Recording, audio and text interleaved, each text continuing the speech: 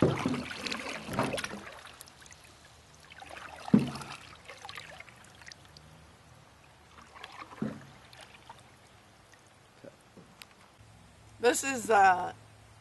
is just beyond belief.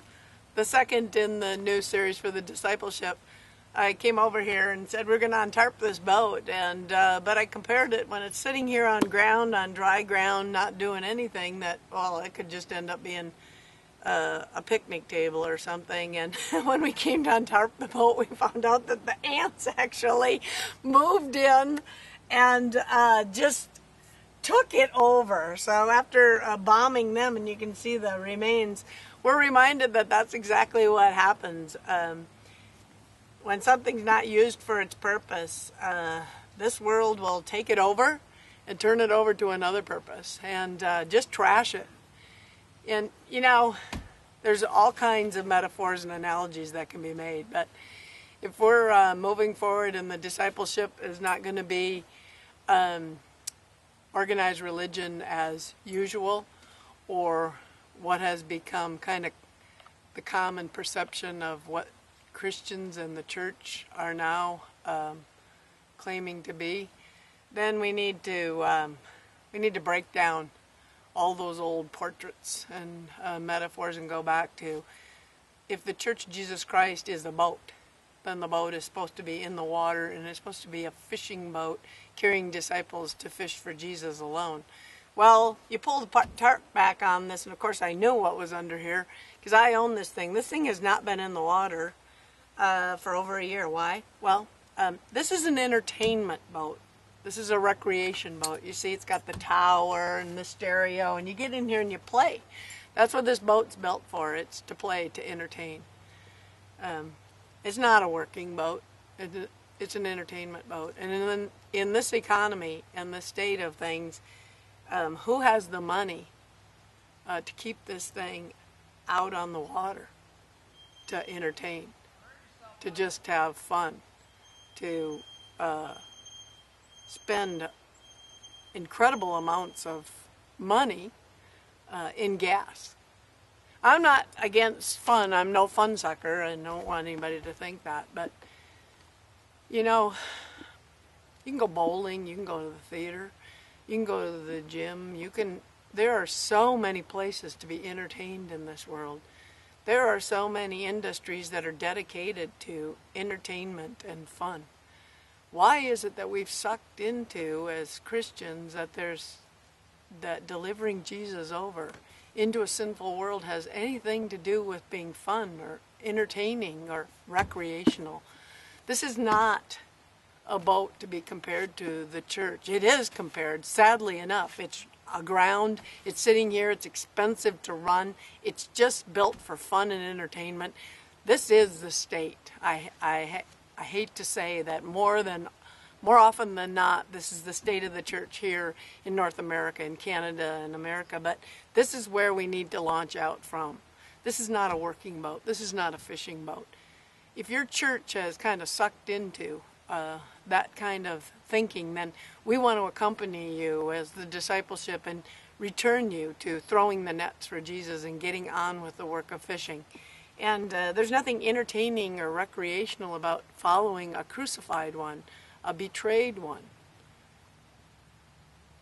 Jesus himself said, after Peter blurted out, "You are the Christ," which were great words that came from someplace else, he then began to teach them that the Son of Man must suffer many things and be rejected by the elders, the chief priests, and the teachers of the law, that he must be killed and after 3 days rise again. He spoke plainly about this, and Peter took him aside and began to rebuke him. But when Jesus turned and looked at his disciples, he rebuked Peter. "Get behind me, Satan," he said. "You do not have in mind the things of God, but the things of men." Then he called the crowd to him along with his disciples and said, "If anyone would come after me, he must deny himself and take up his cross and follow me. For whoever wants to save his life will lose it, but whoever loses his life for me and for the gospel will save it. What good is it for a man to gain the whole world, yet forfeit his soul? Or what can a man give in exchange for his soul if anyone is ashamed of me and my words in this adulterous and sinful generation?"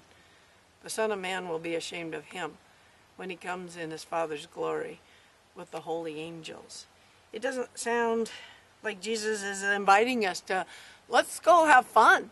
Let's just find out if we can be entertaining. And in fact, make sure your videos are real short, because people won't want to listen for very long. And make sure they're entertaining, and put in lots of special effects and stuff. We have to be done with that. You know, for you who have not heard the true message of Jesus Christ, you must be scratching your heads these days as you look into the churches of today. And if you just dare to pick up the Bible and say, how does this connect? Well, newsflash, it doesn't. From beginning to end, this book is a story of the truth of what it means to live out our lives here in this world that is groaning in travail, is how Paul described it, where sin, death, and the power of the devil reign. And we're going to convince people that they just have to dig deep down inside and feel good about themselves, that whatever this body and this flesh desires, then go celebrate that, and let's have fun and put on a smile and follow Jesus because he's our great holy cheerleader. Where did this come from? It didn't come from here. As we move down toward the water and we seek a vessel that looks a little more like what the church needs to be now in this 21st century, in this time of crisis of faith, let us look for a working boat, maybe even with a hole in it, where we have to be reminded that we have to bail the water out as we set out on the seas of North America, America and Canada. And we specifically go out with the mission of the crucified one, who even called those who spoke like Satan to get behind him. Everybody follows Jesus. Every knee will bow, and every tongue will confess Jesus Christ. Now or later, everyone will. This isn't about being fun or recreational or entertaining.